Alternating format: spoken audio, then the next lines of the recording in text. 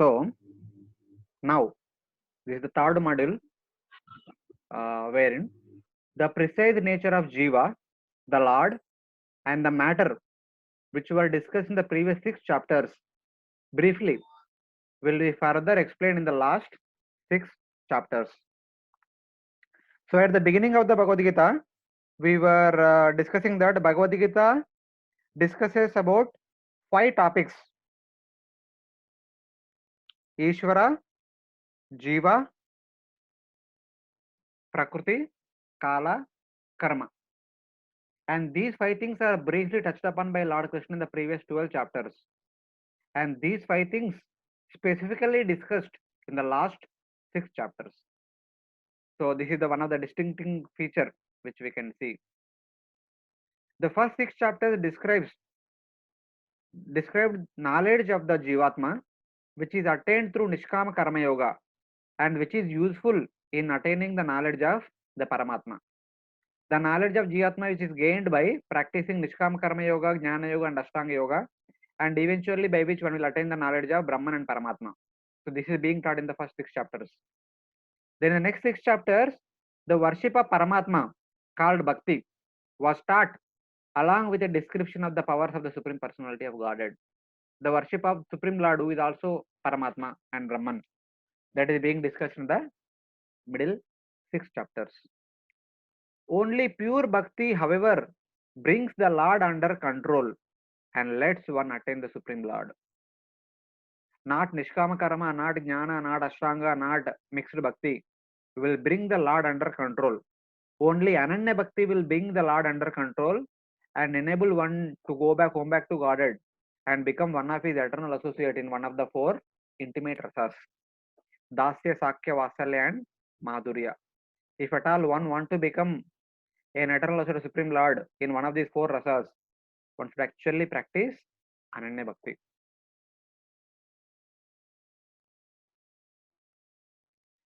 This worship of Paramatma destroys the suffering of those worshippers desiring relief from distress, wealth or knowledge.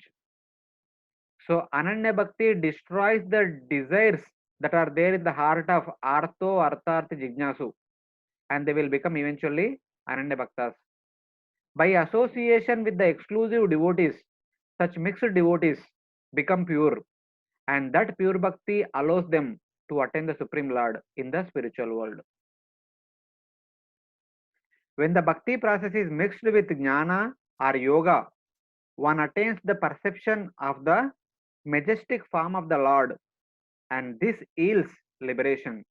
This has already been stated. So the devotees who have the desires of relief from distress, relief from poverty, or with a desire to understand knowledge, Artho, Artha, Jignasu, these 3 are called Karma Mishra Bhaktas. And those devotees who have the tendency of Jnana or Yoga, they are called Jnana Mishra Bhaktas or Yoga Mishra Bhaktas. And when they attain perfection, they will enter into Vaikuntha, where they have the perception of the majestic form of the Supreme Lord, and they attain Sarishti or Salokya Mukti. They may not attain Samipya or Sarupya Mukti, where they have the opportunity to serve the Supreme Lord. Only an Ananya Bhakta will have the opportunity to stay in the close proximity of the Supreme Lord and able to render personal service to Supreme Lord. So that is the distinction between these two.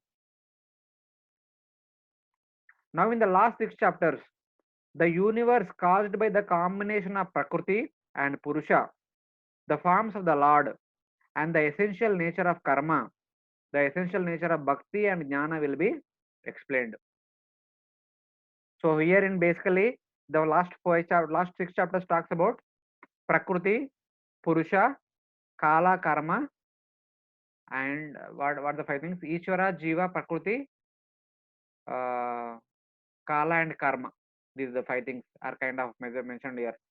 The how this universe is caused by the combination of Prakriti and Purusha. Prakriti is Prakriti only. Purusha can be Jiva and the Supreme Lord, and the essential nature of karma, and the process of going back to home back to Godhead, Bhakti and Jnana are described in this last 6 chapters. In order to clarify Jnana, In the 13th chapter, the real nature of the body, the real nature of the jiva, the real nature of the Supreme Lord will be delineated. Also, the cause of the relation of the body with the jiva, who is distinct from his body, and the method of making the distinction. So, all these different things are described in the 13th chapter. So, basically, in the last 6 chapters, Lord Krishna basically talks about the knowledge about this world. What is this world? How the people in this world respond, be under the supervision of three modes of material nature. When we understand the nature of this world, we can deal with this world in a careful manner. And by taking shelter of either jnana for those who are interested in, or bhakti for those who are interested in bhakti, they will come back to Godhead. So this is the prime subject matter of the last 6 chapters. In the middle 6 chapters, it was mentioned that by Kevala Bhakti, one attains Bhagavan. And three other methods of worship, starting with the worship of oneself, are also described. Ekatvena, Prutatvena, Bahuda, Vishwatamukam. These are also stated in that middle chapters. Liberation arising from jnana mixed with bhakti, practiced by the followers of Nishkama Karma Yoga and the process of jnana, were briefly described in the first 6 chapters. In the traditional yoga ladder, this is the bhakti practitioners. The third 6 chapters of Bhagavad Gita explain this jnana in detail by first examining the field, that is Kshetra, the knower of the field, Kshetrajna, the process of knowledge, Jnanam, and the object of knowledge, Jnayam. So, examining these things, the third module of Bhagavad Gita starts. So, this is the brief breakdown of chapter 13. 1 to 7, Arjuna's 6 questions, and Lord Krishna explains the field and activities at the field, explain the field of activities and the knower of the field. Kshetra and Kshetrajna, Lord Krishna describes in 1 to 7. And 2 to 7, Lord Krishna answers Kshetra, Kshetrajna and Jnanam, third, fourth and fifth answers. And 8 to 12, Lord Krishna explains the process of knowledge, that is Jnanam, and the process of liberation, that is fifth question, answer to the fifth question. And 13 to 19, Lord Krishna explains the object of knowledge, that is Jnayam, Atma and Paramatma, that is the answer to sixth question. And then verse number 20-26, Lord Krishna explains Prakriti and Prakriti Purusha and their union, answer to question 1 and 2. And 27 to 35, finally Lord Krishna talks about Jnana Chakshusha, the vision of knowledge. How by understanding these 6 things, one will become qualified to attain liberation. So like this, in every chapter, Lord Krishna speaks about some important topic in the beginning verses, and at the end he says that having the knowledge of this topic, one will become qualified to come back to Godhead. Like that, all the 6 chapters are described in this section. So one who understands these 6 things, Prakriti, Purusha, Kshetra, Kshetrajna, Jnanam and Jnayam, he will become qualified to come back to Godhead, either impersonal Brahman or personal Bhagavan.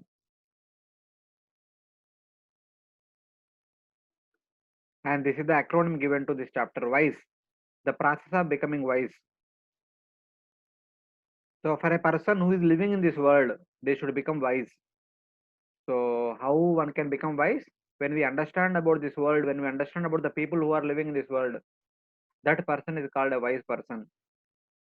So Arjuna asks the wise questions. Lord Krishna gives answers to those wise questions. I stands for items of knowledge. What are the different items of knowledge? What are the different items following which we gain knowledge? That is explained here. And S stands for knowledge about the soul and super soul, which are the object of our knowledge. And E stands for the enjoyer. Who is the real enjoyer in this world? Atma. And 24 to 35 talks about the process of becoming the true enjoyer in the spiritual abode. So that is the process of getting liberation.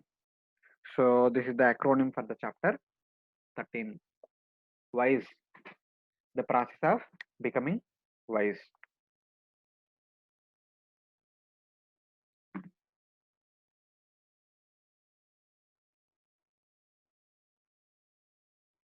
Now in the first verse, Arjuna, desiring to hear more from Lord Krishna, he asks 6 questions so that Lord Krishna can spend some more time to discuss about various other subject matters.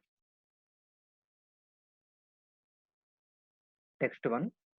Arjuna uvacha prakritim purusham chaiva kshetram kshetrajñamev cha etadveditumiच्छामि jnanam jneyam cha keshava. Someone can read the translation. Arjuna said, "O my dear Krishna, I wish to know about Prakriti, nature, Purusha, the enjoyer, and the field and the knower of the field, and of knowledge and the object of knowledge." So these are the 6 questions Arjuna asks so that Lord Krishna can start the discussion and continue the discussion.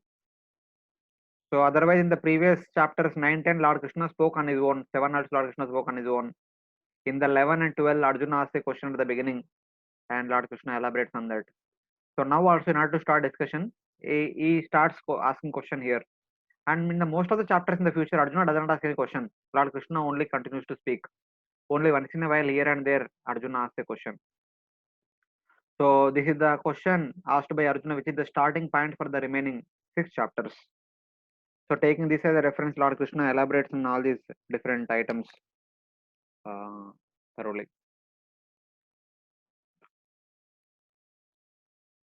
Now, verse number 2, answer the question, what is the field and who is the knower of the field? So Arjuna basically asks, please describe about Prakriti, the material nature, Purusha, the enjoyer of the material nature, Puratishthati iti Purusha. So in that way it's called a Purusha. Kshetram, the field of activities, Kshetrajna, the knower of the field of activities, and Jnanam, the process of becoming knowledgeable, process of gaining knowledge, and Jnayam, the object of one's knowledge, about which one want to become knowledgeable. So like that, there are 6 questions. And in the verse number 2, Lord Krishna talks about Kshetra and Kshetrajna, the field and the knower of the field. Sri Bhagavan Uvacha idam shariram kaunteya kshetram iti abhidhiyate etadyo vetitam prahu kshetrajna iti tadvida. The Supreme Personality of Godhead said, "This body, O son of Kunti, is called the field, and one who knows this body is called the knower of the field." So Jiva comes to this material world for the purpose of enjoyment. So whenever Jiva comes to this material world, through the medium of Lord Brahma, Lord Vishnu gives us one of the particular body, sometimes the Devata body, sometimes the human body, sometimes the animal body, sometimes the plant body. So that body is our possession with which we try to enjoy in this material world. We try to fulfill our desires in this material world. That's why our human body is called as Kshetra.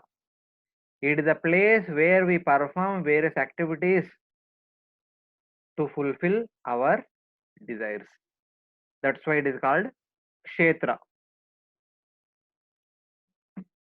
It is a field of all our activities. It is a place where we gain pleasure, where we experience material happiness in this material world. Idam shariram kaunteya kshetram iti abhidiyate. This body in which we are living, it is called kshetra.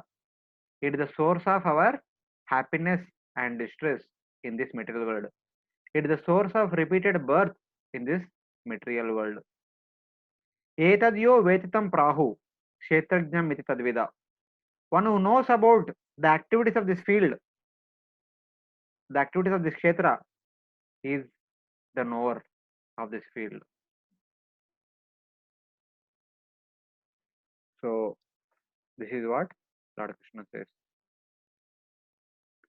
So in the purport, Prabhupada actually elaborates on this subject matter, like Jiva with a desire to enjoy the material world comes to this material world, and this body the source of all one's material pleasure and material distress. So body is called kshetra because it's the field of all activities for the conditioned souls. Even a liberated soul understands that this kshetra is the cause of bondage, and this kshetra is the cause of liberation also. So, with the proper understanding, one will use this body for either for material pleasure or for gaining liberation. So, all these things Prabhupada says. And Prabhupada quotes the verse Dehinosminita Dehe Kaumaram Yavanam Jara, where that body is continuously going through variation, but still person identifies that body. But only one understand that one is different from the body will become qualified to come back to Godhead. So in that way. So like that, Prabhupada elaborates about the understanding of this body, etc. etc. In the last paragraph of the purport, Prabhupada gives the summary of the previous 6 chapters, in the middle 6 chapters, and the last 6 chapters, which we just discussed in the previous slides. The entire summary of Bhagavad Gita is given. So in the last 4 lines, Prabhupada writes, now starting with the 13th chapter, how the living entity comes in contact with the material nature and how he is delivered by the Supreme Lord through the different methods of fruitive activities, cultivation of knowledge, and the discharge of devotional service are examined. Karma, Jnana, Yoga. Although the living entity is completely different from the material body, he somehow becomes related with this material body. This is also explained in this last 6 chapters, starting from the 13th chapter.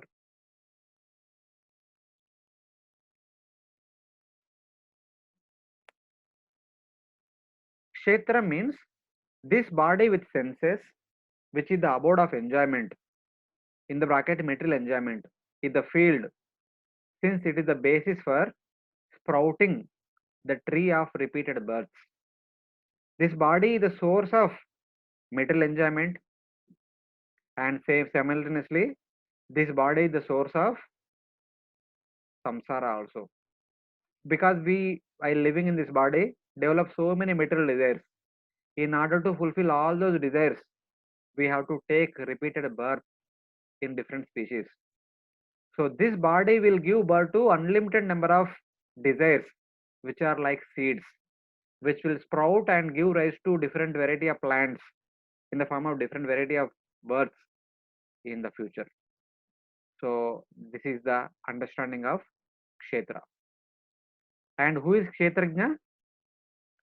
He who knows that the body, he who knows that the Kshetra in terms of I and mine in the conditioned state due to his attachment to the body. There are some jivas who, while living in the body, they think that I am this body. Currently, I think that I am a male, I am a brahmachari, I have been born in Andhra Pradesh, etc. etc. So that kind of understanding is called conditioned state. Those who speak in terms of I and mine, I am this, I am that, I am this, these are mine, these are mine, these are my friends, and these are enemies, like that, like that. These things are belongs to me. This house is mine. Such kind of understanding is called conditioned state. Due to one's attachment to body and the things, the people are things related to the body, and he who being devoid of the conception of I and mine in the liberated state knows that he is not attached to the body, is the knower of the field, the jiva. It is the jiva who has two kinds of disposition. Some jivas are in conditioned state, they say that I am this, I am human, I am this, I am that. And there are some people who are in knowledge, they say that I am not this body, I am Atma, but residing in this body. So this person is called liberated jiva, and the previous one is called conditioned jiva. So that jiva who either in conditioned way or in the liberated way understands about this body, knows about this body, is called Kshetrajna. Example, like one who plows the field is the knower of the field. A farmer knows the field is good for what kind of crops to be grown, in what season which kind of crop should be sown. He understands about the field, he understands the nature of the field, he understands the yield of the field, and thus he cultivates the proper crops and enjoy the fruits of that crop. Similarly, one who actually understands about the nature of this body and uses it properly is actually the true knower of the field, is actually the true Kshetrajna, real person in right understanding of the field. Those who have desire and who move in society, who are called conditioned jivas, eat one fruit of the tree called distress. If our entire body is like a tree, this tree can give different variety of fruits. And some jivas who are living in this tree, those who are conditioned jivas, they eat the fruit of distress, even with its ripened fruit called as svarga. Even the people who follow karma, they go through immense difficulties while performing karma here. Eventually, they may go to Swarga and enjoy the happiness of Swarga for some time. But eventually, they have to come down and enjoy distress. But overall, there is more distress, and in between now and then, there is little bit happiness. So, such kind of people who are following the path of Sakama Karma are called conditioned jivas. They only experience the fruit of distress, the fruit which will only give misery. But the swans, the Paramahamsas, which live in the forest, the liberated jivas, eat another fruit called happiness or liberation. These liberated jivas always endeavor to go to transcendence. Either they want to enjoy the happiness in Brahman or they want to enjoy the happiness in Vaikuntha. So they are called liberated jivas. And such kind of people eat the sweet fruit of this tree of the body. That is the happiness of Brahman or happiness of Vaikuntha. The Kshetra, the one tree of samsara, has many forms or fruits such as Naraka, Swarga, or liberation. So people in the mode of ignorance generally they perform sinful activities and they land up in hell. People in the mode of passion they may perform sakama karma. Sometimes they may get happiness here, sometimes they may go to Swarga also enjoy their happily and come back. But the people in the mode of goodness, they by either practicing Nishkama Karma Yoga, Jnana Yoga, Ashtanga Yoga on one side, or by practicing Bhakti on the other side, either they may go enter into Brahman or enter into Vaikuntha and enjoy perpetual happiness there.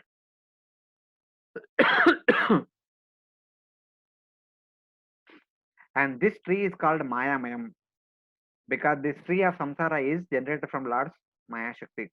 Our body, the Kshetra, is also called Maya Mayam because it is a product of Maya Devi, the three modes of material nature. He who knows this tree, he who knows this Kshetra, with the help of the worshipable gurus, knows the Vedas. Those who take shelter of guru, bona fide gurus, and they understand the nature of this Kshetra by studying Vedic literature, they are called as the true knowers of Vedas, the knowers of the essence of the Vedas.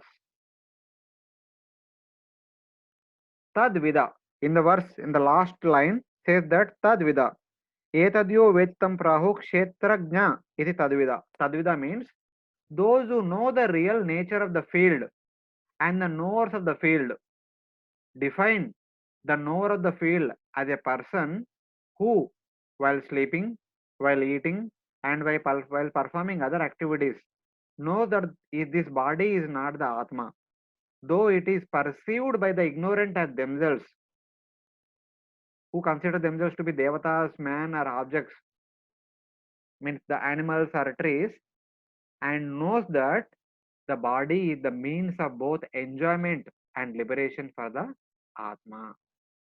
So they are called Tadvida. Tadvida means the great sages who understand that what is Kshetra and the people who know about Kshetra. And they say that the Jiva who is in knowledge understand that he is not Atma but he is Atma but he is not the body. They are Kshetrajnas. And they also say that there are other people who understand that they are the Devatas, they are the human beings, they are animals, they are plants. They are also Kshetrajnas but in a conditioned state. Those people who identify with the body, they are called conditioned Kshetrajnas. Those people who identify with Atma only, not with the body, they are called liberated Kshetrajnas. And those who can say who is who, what is what, they are called Tadvida. They are the knowers of the essence of the Vedic literature. Thus, those who think that the body is the self are not the knowers of the field, since they do not know that real nature and real functions of the body. Those who identify with the body, they are not the true kshetrajnas. They are only uh, wrong kshetrajnas.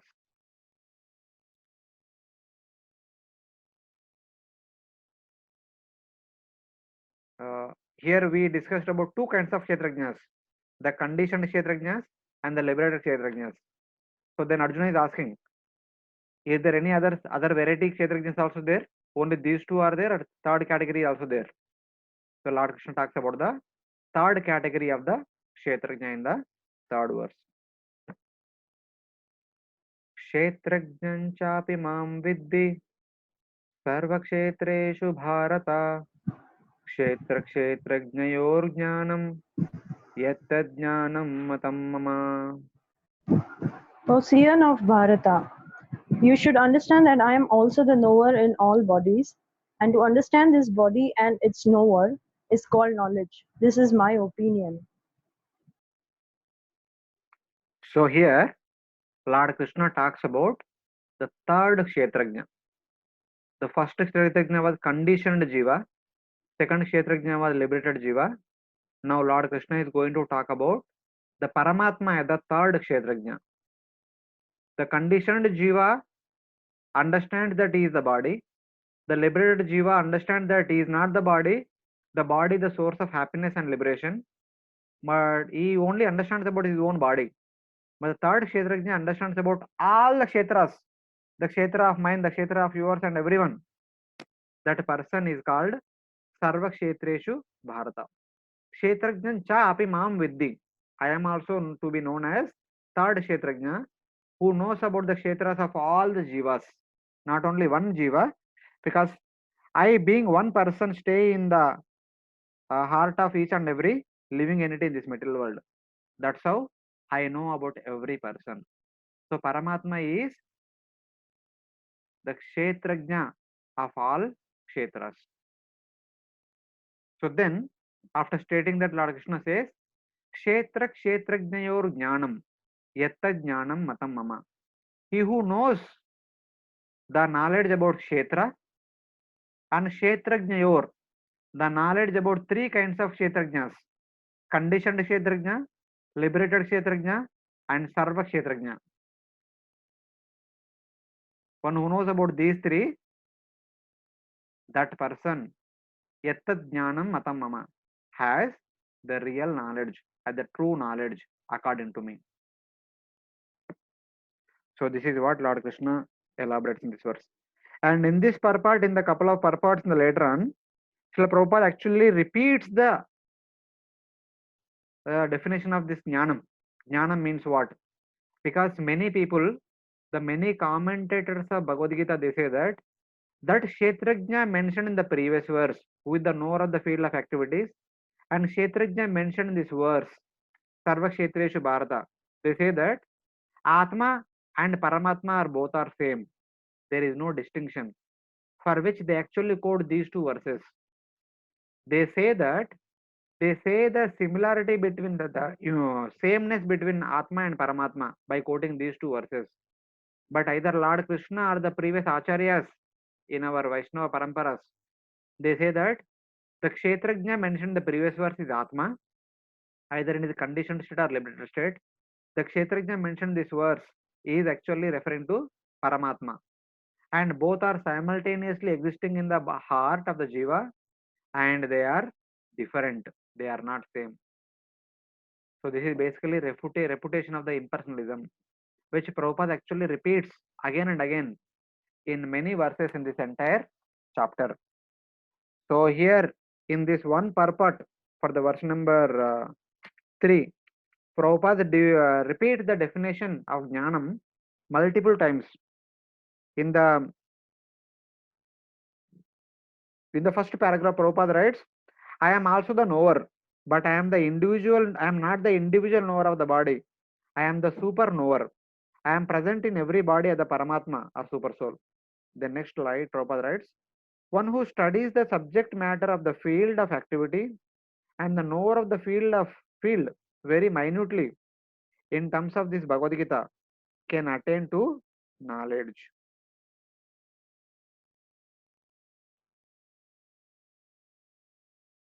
Then in the next paragraph, Prabhupada writes, the Lord says, I am the knower of the field of activities in every individual body. The individual may be the knower of his own body, but he is not in knowledge of other bodies.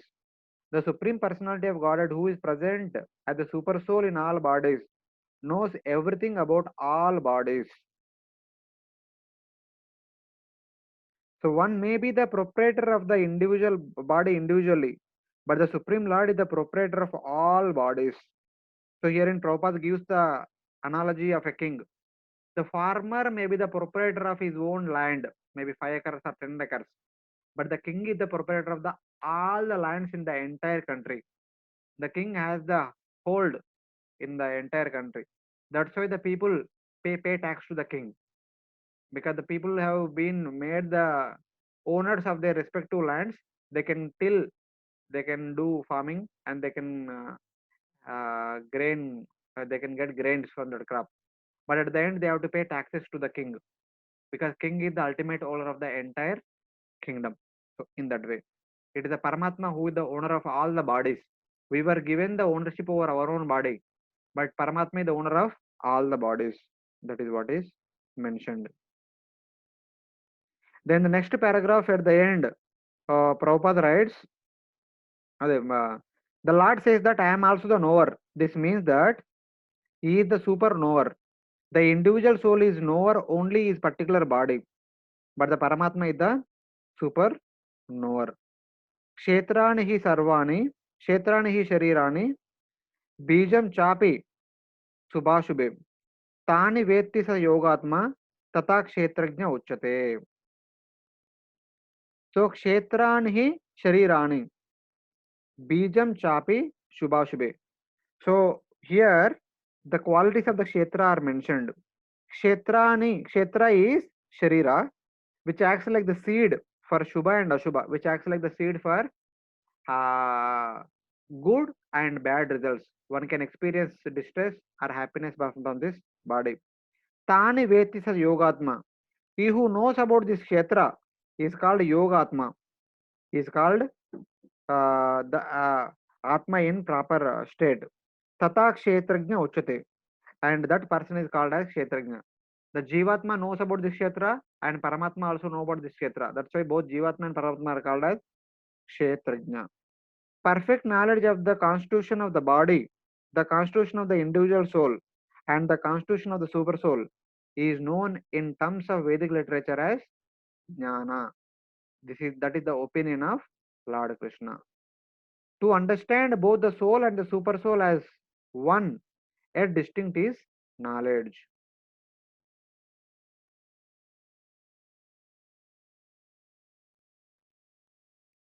And even at the end of the purport, Prabhupada writes, Lord Krishna explicitly says that real knowledge is to know that the super soul is the controller of both the field of activities and the finite enjoyer, Kshetra and Kshetrajna.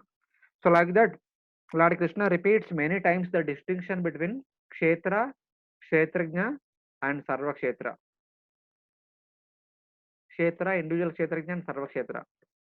Because in order to say that Atma is different from Paramatma, the Supreme Lord is different from Jivatma. So that distinction Prabhupada wanted to give again and again. Though the people say that everything is same. So for that also Prabhupada quotes a verse from Shvetavatar Upanishad in the middle of the previous paragraph or at the end of the previous paragraph. This is from Shvetavatar Upanishad 1.12, 1.12, where this says that Bhokta Bhogyam Preritaram Chamatva Sarvam Proktam Trividam Brahmameti. There are three Brahman conceptions. Prakriti is Brahman, that is Bhogyam, and the field of activities is also Brahman, that is Bhokta, and the Jiva, the individual soul, is also Brahman. and is trying to control the material nature, and the controller of both of them is also Brahman, but is the factual controller. Bhokta Bhogyam Preritaram. Bhokta is Jivatma, who is trying to enjoy. Bhogyam is the object which is enjoyed, that is the body kshetra. And Preritaram, he is the one who gives prerana, he is the one who supervises, that is Paramatma. So all these three, Sarvam Proktam Trividam Brahmameti. All these three are called as Brahman. Paramatma is also Brahman, Jivatma is also Brahman, the Prakriti is also a Brahman, because they are energies of Brahman in that way. Antargata Shakti, Tatastha Shakti and Bahiranga Shakti. So in that way, they are being described.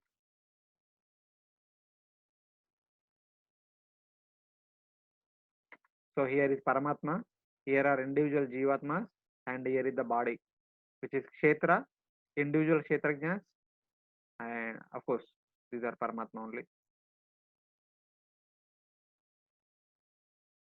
Individual Jivas and the Paramatma in each and every living entity's heart. The Jivas know their own individual bodies as the means of enjoyment and liberation, as just like citizens know the field they own and cultivate it and enjoy from the crops.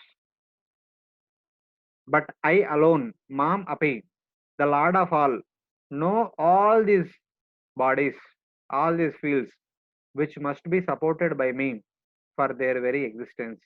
Thus, I am the knower of all fields like a king. A individual knower may say that I am the owner of my own field, but the king can say he is the owner of all the fields because he is maintaining the entire kingdom.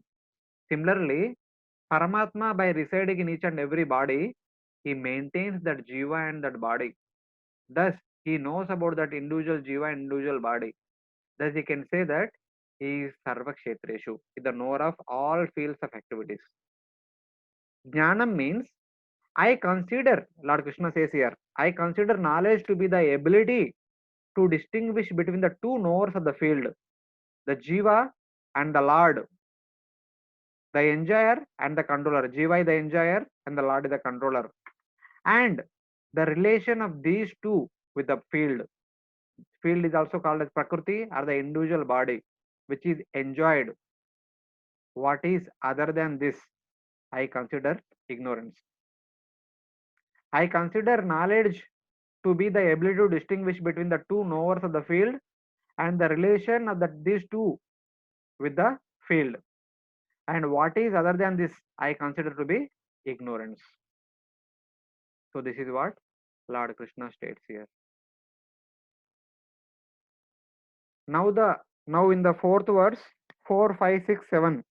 In the 4 verses, Lord Krishna elaborates the understanding about Kshetra. Now Lord Krishna begins to elaborate on what has said previously in abbreviated form. Ito idam shariram idam shariram. In the Lord Krishna, in the previous verse, Lord Krishna told that idam shariram kaunteya kshetra mit abhidiyate. So that kshetra, Lord Krishna elaborates now in 4, 5, 6, 7, 4 verses. And 8 to 12, Lord Krishna elaborates on Jnanam. Yes, true. Actually, I just wanted to know on what basis the impersonalists say that the Kshetragya which is mentioned in second verse and the Sarva Kshetragya which is mentioned on the third verse are the same. Means what is their point? Means how they explain that they are the same, and what basis they are telling that they're same, because the distinction is quite clear between the two. No, they will explain it in such a way that the distinction can be removed also. Kshetrajnam chapi mam viddi sarva kshetreshu bharata. They say that it is that Brahman who is the unborn light within Krishna is speaking this entire knowledge, and that person is saying that Jivatma which you are telling that who is the knower of the individual body, it is in fact me only.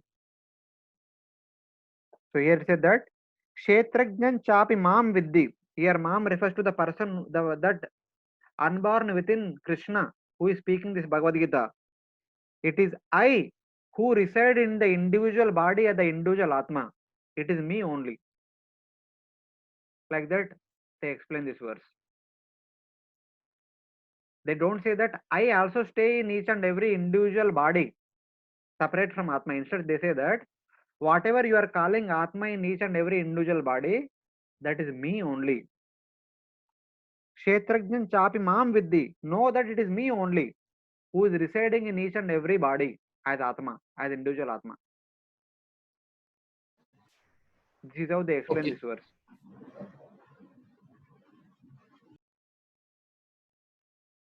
Hare Krishna. Is it clear, Prabhu? Yes, Prabhu.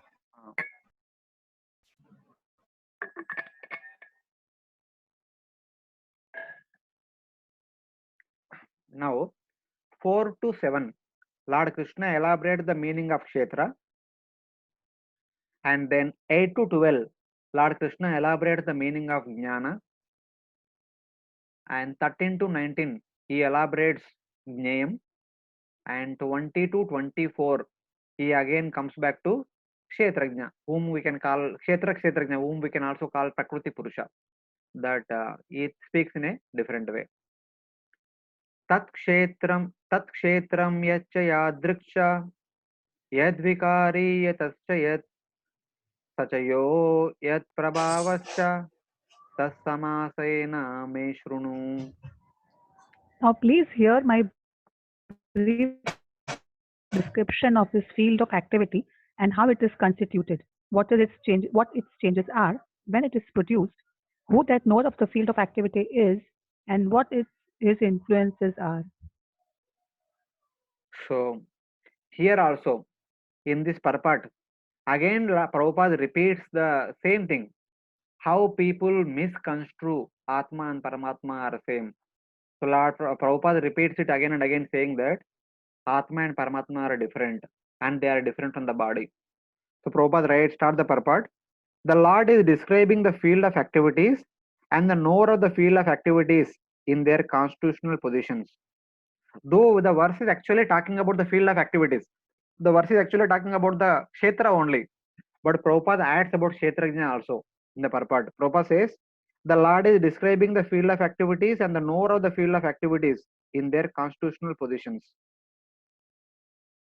One has to know how this body is constituted, the materials of which the body is made, under whose control the body is working, how the changes are taking place, where from the changes are coming, what the causes are, what are the reasons are, what the ultimate goal of the individual soul is, and what are the actual form of the individual souls. One should also know the distinction between the individual living soul and the super soul, their different influences, their potencies, etc. One just has to understand Bhagavad Gita directly from the descriptions given by the Supreme Personality of Godhead, and all this will be clarified. But one should be careful not to consider the Supreme Personality of Godhead in every body to be one with the individual soul, the Jiva. This is something like equating the potent and the impotent. So Prabhupada again repeat the same understanding that one should clearly distinguish Atma, Paramatma and the body separately. One should never see them equally or same.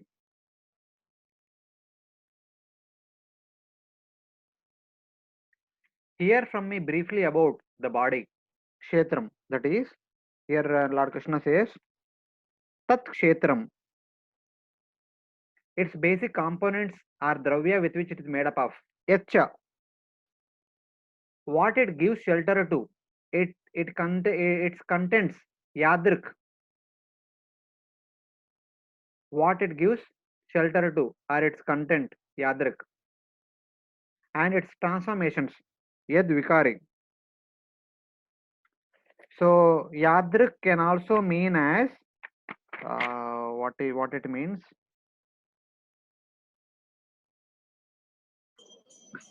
Its transformation, okay, its contents, it gives shelter to.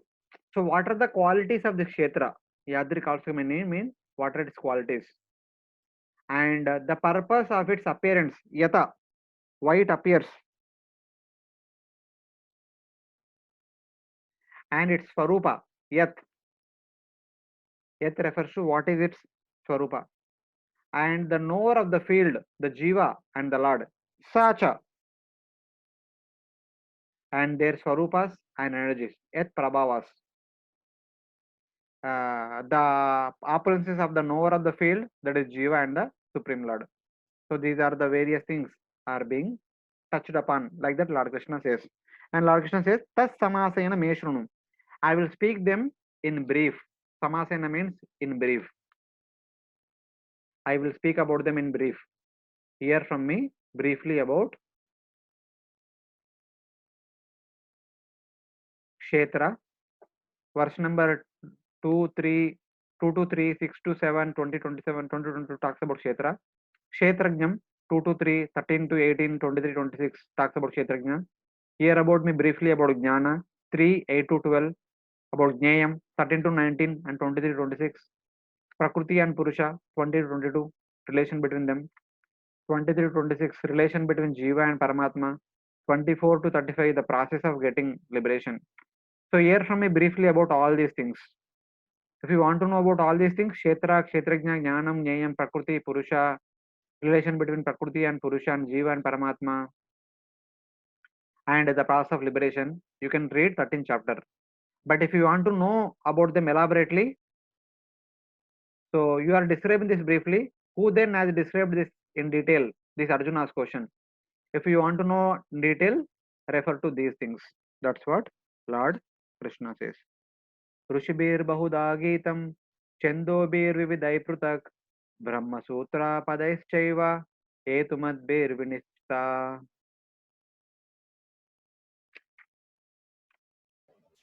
Hare Krishna. That knowledge of the field of activities and of the knower of activities is described by various sages in various Vedic writings. It is especially presented in Vedanta Sutra with all reasoning as to cause and effect. So I will describe very briefly about these things in this chapter. But if at all somebody is interested to know more elaborately about these things, they can refer to these things. Like that, Lord Krishna mentions in this verse. Rushibir Bahuda Geetam Chendobir Viday Pradak Brahma Sutra Padaschaiva Etumadbir Vinichita. Either you can refer to the teachings of the rishis who wrote in their writings elaborately, or refer to the Vedic literature where various things are mentioned, or can refer to Brahma Sutra, the Vedanta Sutra, where Hetumadbir Vinichita, they are elaborately established what is what. So three sources Lord Krishna mentions. Refer to various rishis, refers to Vedic literature, refers to Brahma Sutras. You can get more information about these things. Prabhupada writes in the purport, the Supreme Personality of Godhead Krishna is the highest authority in explaining this knowledge. Still, as a matter of course, learned scholars and the standard authorities always give evidence from previous authorities. Lord Krishna is explaining this most controversial point regarding the duality and non-duality of the soul and super soul.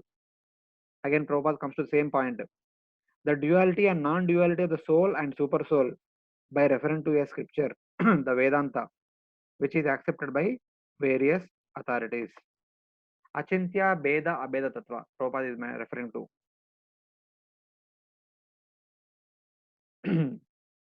So Prabhupada writes, first Lord Krishna says that this is according to different sages. As far as the sages are concerned, besides himself, Vyasadeva, the author of the Vedanta Sutra is a great sage. And the Vedanta Sutra, duality is perfectly explained. And Vyasadeva's father Parashara is also a great sage. And he writes in his book of religiosity, Aham Twamcha Tatabhya. We, you and I, the various other living entities, you, I, and other living entities are all transcendental, although in the material bodies. Now we are fallen into the ways of the three modes of material nature according to our different karma. So, like that. In the later part of the same paragraph, similarly, in the original Vedas, a distinction between the soul, the super soul, and the body is made, especially in the Kata Upanishads. Like that, there are many great sages who have explained this. The Parashara is considered principal among them. The word Chandobir refers to various Vedic literatures. Taittiriya Upanishad, for example, which is a branch of the Yajurveda, describes nature, the living entity. Describe nature means Prakriti, the living entity, and the supreme personality of Godhead elaborately. Like that, various sources are briefly touched upon in this purport. So Prabhupada actually mainly focused on one point, the distinction between Kshetra, the individual Kshetrajna, the collective Kshetrajna, body, Atma and Paramatma, that is being addressed here.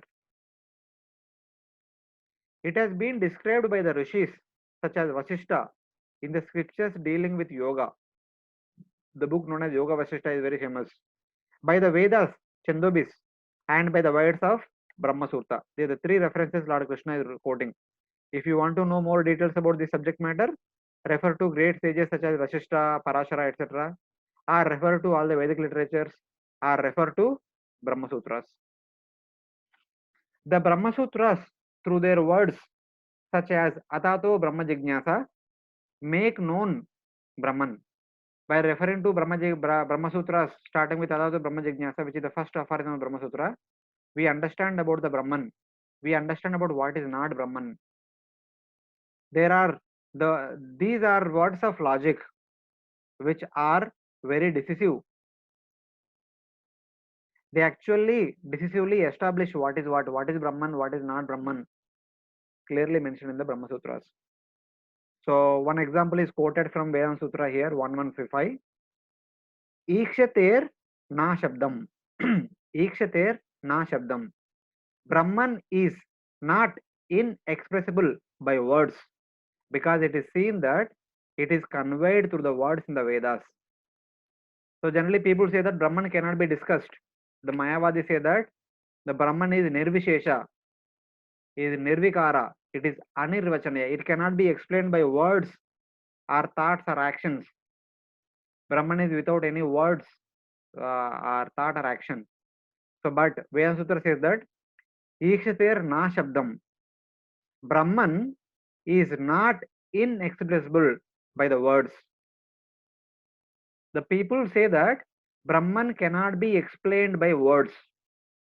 But Vedanta Sutra says that Brahman is not inexpressible, means Brahman is expressible by words, because it is seen that it is conveyed through the words in the Vedas. The Vedic literatures are repeatedly describing about Brahman. That means words can explain about Brahman. Then how can you say that Brahman cannot be explained by words? That is refuted in Vedanta Sutra. So indirectly it says that Brahman can be explained in the words. Anandamayo Abhyasat. What is the quality of that Brahman? The quality of that Brahman is Anandamaya Purusha. He is always experiencing transcendental pleasure. It refers to Parabrahman because of the repeated use.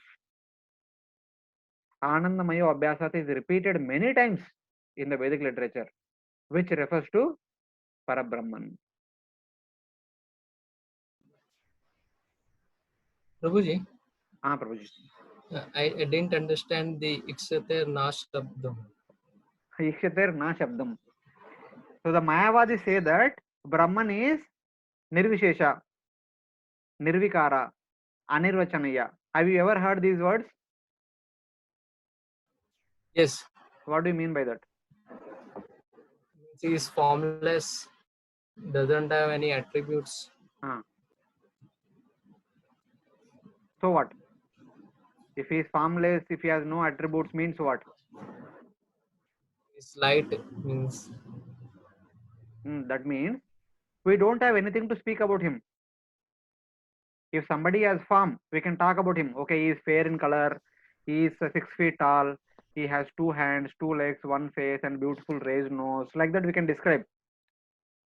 If somebody has some form or if somebody has some attributes, some qualities, he is very kind, he is very compassionate, he is very gentle, he is very harsh, he is very crude. Like that we can discuss good or bad qualities, we can talk about it. If somebody has some form, somebody has some qualities, some attributes, we can talk about it elaborately, unlimitedly for eternity. If somebody has no form, somebody has no attributes, no qualities, what we can talk about him? That means words have no use about him. No use to describe about him. Means it is undescribable. We cannot describe. That's what it is called anirvachaniya. Brahman is anirvachaniya. That means words have no use for describing about Brahman. There is no use of words. There is no use of Vedic literature which describes in terms of words. It becomes like that. But instead, this verse says that na shabdam. That Brahman, which people say that it cannot be described by words, becomes visible by words. Ikshater shabdam. Ikshater shabdam. The Brahman, which people may say it is na shabdam, becomes visible by shabdam. This is the meaning of this aphorism. The Mayavadi say that inexpressible by words. Brahman is inexpressible by words. It cannot be described by words.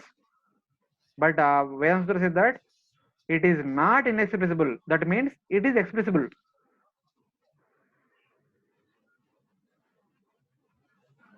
How it is expressible? Because it is described in Vedic literature.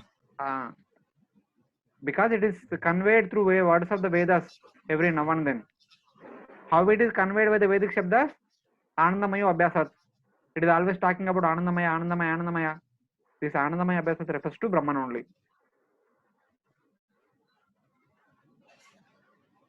So, in that way. Okay. It is, for example, like that. If somebody says that he is not lying, that means what he is saying? He is not lying.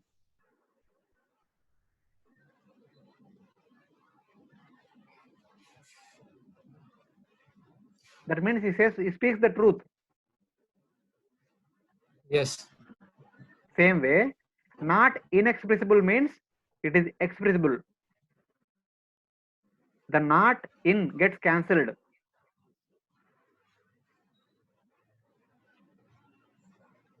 Okay.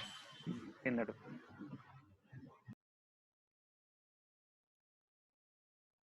The nature of the field have been profusely, the nature of the field have described profusely by sages such as Parashara, as well as by other sages and by all the Vedas, Chandobir.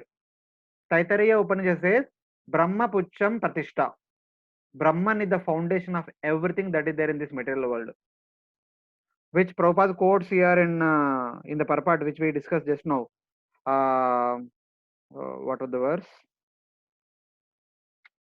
In the previous purport, Shvetavatar Upanishad 1:12, we said that Bhokta Bhogyam Preritaram cha matva Sarvam Proktam Trividam Brahma Meti. It is Brahman which is the Bhokta, which is Bhogyam, which is Preritaram. Bhokta is the Jivatma, Bhogyam is the Kshetra body, and Preritaram is the Paramatma. It is Brahman only manifesting three features. So in that way, Brahma Pucham Pratishtam.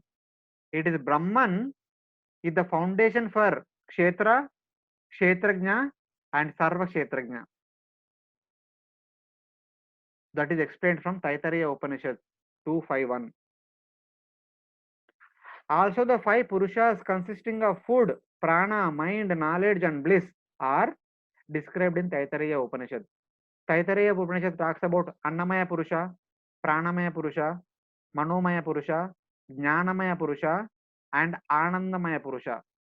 These five kinds of Purushas are described in the Taittiriya Upanishad, which Prabhupada actually quotes in the last paragraph of the last but one paragraph of the purport. Here, Prabhupada actually talks about Annamaya consciousness, Pranamaya consciousness, Jnanamaya consciousness, Jnanamaya consciousness, and Anandamaya consciousness. There are five koshas which is described in the Taittiriya Upanishads.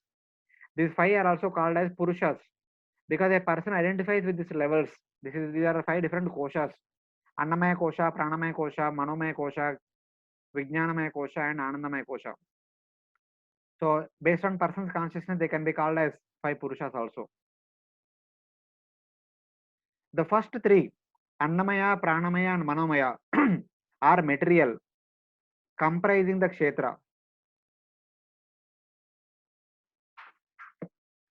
The body which is sustained by food, the body which is sustained by prana, the body which consists of man, buddhi, ahankara, chetana. All these are actually called as kshetra. Even a person who is identifying oneself with body, their state is called conditioned state. So they are as good as part of kshetra. Because kshetra supersedes atma. Kshetra binds atma in that body. That's why these three are called kshetra.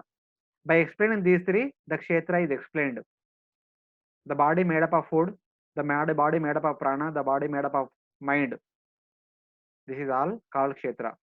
And the purusha composed of knowledge, vijnanamaya purusha, is actually the jivatma, is the enjoyer of the kshetra, and he is the kshetrajna, is the real kshetrajna. And finally, the anandamaya purusha, who is actually the paramatma, the supreme lord, who is also the kshetrajna, who is also the sarva kshetrajna, is the kshetrajna for all the living entities. Thus, this truth is found in the Vedas. The Vedas describe about these three personalities, these three things, kshetra, kshetrajna, and sarva kshetrajna, by describing annamaya purusha, pranamaya purusha, manomaya purusha, vijnanamaya purusha, and anandamaya purusha. And first three are kshetra, the fourth one is individual kshetrajna, and the fifth one is sarva kshetrajna. So one example is shown how Chandobis describes about all these details. So Lord Krishna gives an example here. If at all somebody want to know more details about that, please refer to Rishis or Vedas or Vedanta Sutra. In that way. Now Lord Krishna himself explains the field of activities in the next two verses. Verse number 6 and 7, Lord Krishna described the various qualities and activities of the kshetra. Mahabhutani ahankaro bhuteravyaktameva cha indriyani dashaikam cha panchachendriya gochara ichcha dvesha sukham dukkham sangatas chetanadriti etat kshetram samasena savikaram mudahrutam. The five great elements, false ego, intelligence, the unmanifested, the 10 senses, and the mind. The five sense objects, desire, hatred, happiness, distress, the aggregate, the life symptoms, and the conviction. All these are considered in summary to be the field of our activities and its interactions.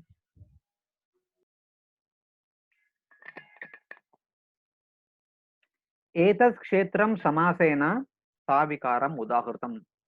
So according to me, in brief, this is kshetra. Lord Krishna describes about kshetra. So this is what kshetra consists from Mahabhutani all the way up to Dhruti, and also along with Vikaram, Savikaram.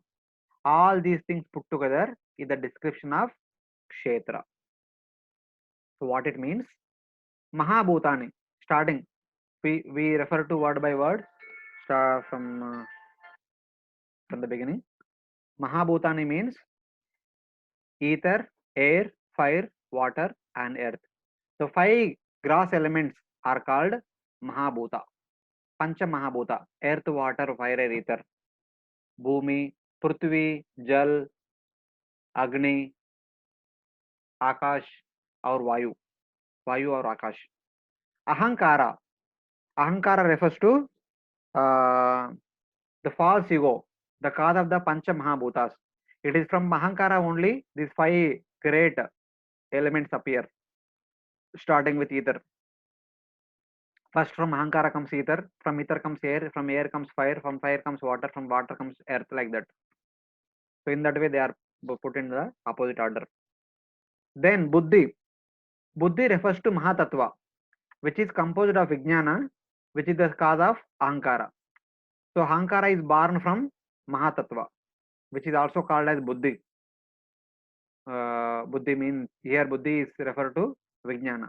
When Buddhi it is referred to Jnana, that refers to intelligence. When Buddhi is referred to Vijnana, composed of Vijnana, it is called Mahatattva. And then Avyakta. Avyakta means the unmanifest Prakriti, which is also called as Pradhana, containing the three gunas, mode of goodness, mode of passion, and mode of ignorance, which is the cause of Mahatattva. This Avyakta is the cause of Mahatattva. Mahatatva is the cause of Ahankara. Ahankara is the cause of Pancha Mahabhutas. So this is the relationship among them. And then Mahabhutani Ahankaro Buddhi Ravyaktamevacha Indriyani Dashaikamcha. Indriyani Dasha Ekam. There are 10 external senses: eye, ear, nose, skin, and tongue. These 5 are called Jnanendriyas. Hands, feet, genital, anus, and voice. These 5 are called Karmendriyas. These are called 10 Indriyas. 5 Jnanendriyas and 5 Karmendriyas. And Eka refers to the 11th sense. It is called mind, the internal sense. This is the internal sense. Dasha Ekamcha. Prana. There are 5, Pancha Indriya Gochara. 5 Indriya Gocharas are the 5 sense objects, are also 5 Tanmatras, which are actually obtained by the 5 senses.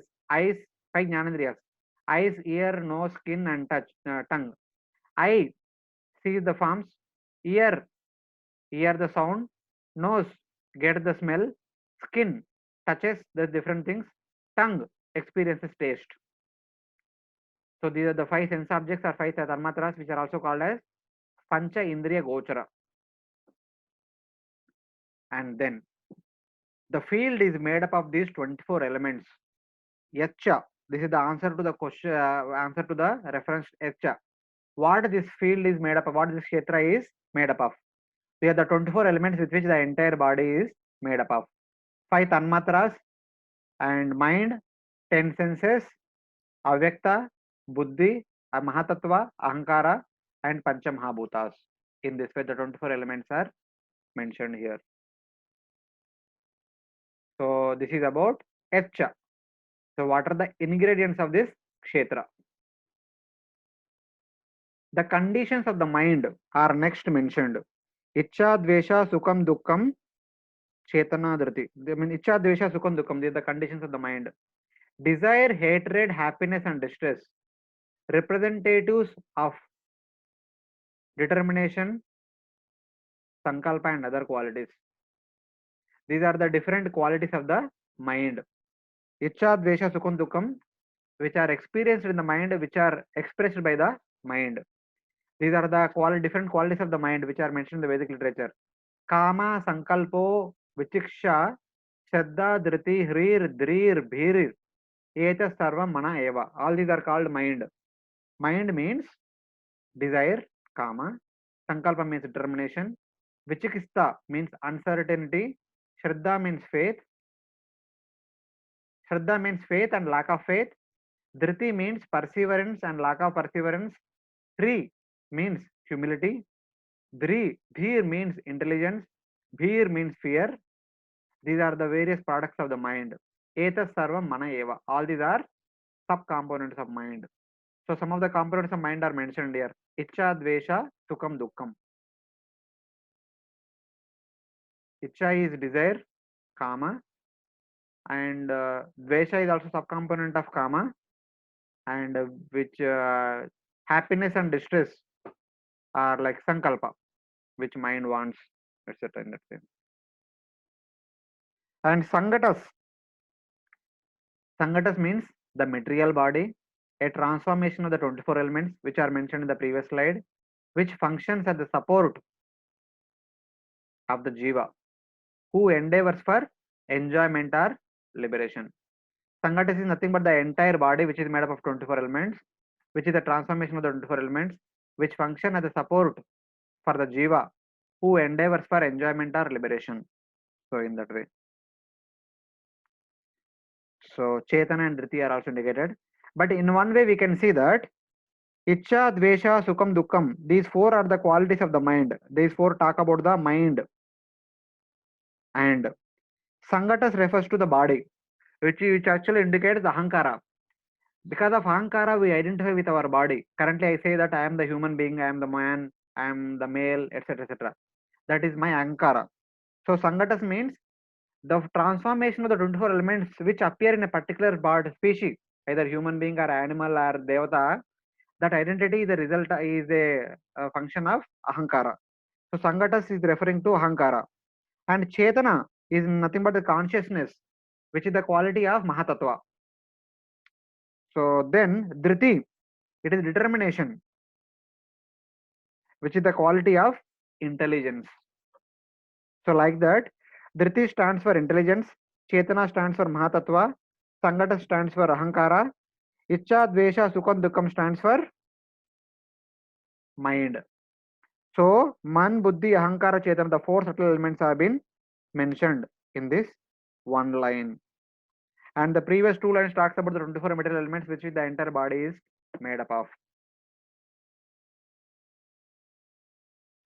Yatcha, a conglomeration of the 5 gross elements with their qualities, and also prana with 11 elements, with 11 senses, and the other things, ahankara, mahatattva, pradhana, everything put together are the different ingredients of the body. That's why it is called Yatcha.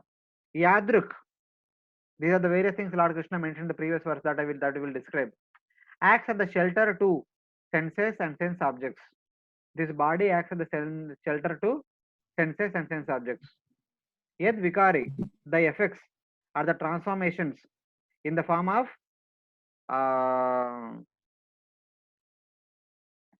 desire and hatred into desirable or undesirable things. Yatha are the purpose for which it is made. It is the field. This field is a support for the jiva to enable him to strive for enjoyment or liberation. Sangata are the body, which is the swarupa of the field, is the form of the field. It arises by combination of matter and soul. Only when Paramatma and Jivatma enters into this 24 element, they will take a shape, particular shape of human being or animal or devata.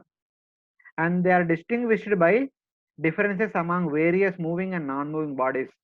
Some bodies are non-moving trees, some of them are animals, some of them are human beings, some of them are devatas. Like that, all the distinction is made among them.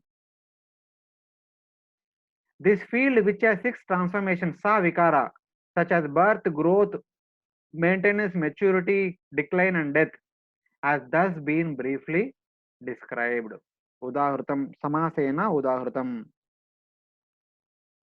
The two knowers of the field, the Jiva and Paramatma, who should be the real object of knowledge, which are to be known by distinguishing them from the field just mentioned, will be described in detail in the next 5 verses. So in these 2 verses, Lord Krishna elaborated the different sub-components of the field, the different attributes of the field, and the different transformations of the field. Everything are being mentioned in this. So by mentioning them, Lord Krishna indicating that if these are the qualities of the field, then the Kshetrajna and Sarva Kshetrajna will have different qualities. For example, Icha, Dvesha, Sukham, Dukkham, these are said to be the qualities of the field. The desire, hatred, happiness, and misery. But one may say that, okay, this is Jiva desiring all these things. But here Bhagavad Gita says that in the conditioned state, it is mind experiences Icha, Dvesha, Sukham, Dukkham in relation to material happiness and material misery. But Atma in its constitutional position does not enjoy material happiness, does not experience material distress. Instead, Atma in its constitutional position, it is always experiencing its union with Paramatma. That is, the desire to experience that happiness in union with Paramatma is the quality of Atma. Otherwise, the happiness experienced by experiencing the 5 tanmatras, the 5 Indriya Gocharas, Shabda, Sparsha, Rupa, and Rasa and Gandha, that is actually belongs to Kshetra itself. Thus, the Kshetrajna is separate from Kshetra, and Sarva Kshetrajna is also separate from individual Kshetrajna. That has been established by indicating these things. And finally, it is mentioned that now in order to understand the knowledge about Kshetrajna and Sarva Kshetrajna, one need to have the knowledge about the distinction between what is Kshetrajna and what is Kshetra. And that knowledge is obtained by taking shelter of these 20 factors of knowledge. The 20 factors to be used for gaining that knowledge are first mentioned in the 5 verses from 8 to 12. That is mentioned in the next 5 verses that we will discuss in the next class. So in brief, Lord Krishna is describing about what is Kshetra, what is the conditioned Kshetrajna, who is liberated Kshetrajna, what is Sarva Kshetrajna, and in brief, what Kshetra consists of and how it is different from Kshetrajna and Sarva Kshetrajna. And in order to get the clear understanding of who is Kshetrajna, individual Kshetrajna and collective Kshetrajna, one need to take shelter of Jnana. So what are the individual components of Jnana? That will be explained in the next 5 verses in the next week. So thank you very much. We'll stop here.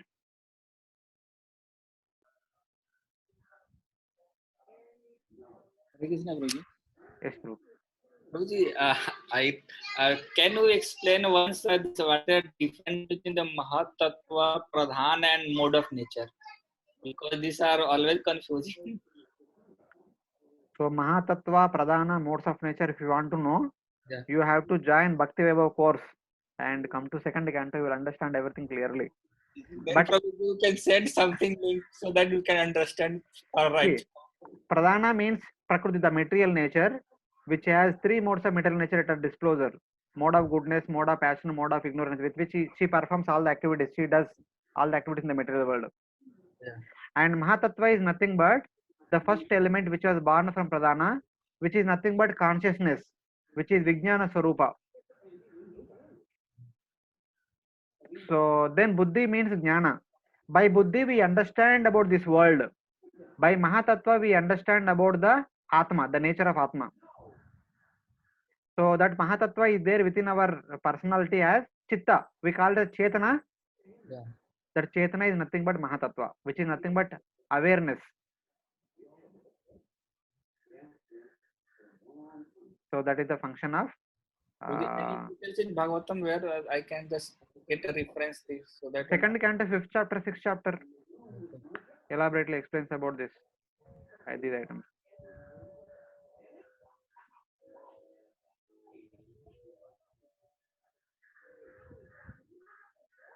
Okay.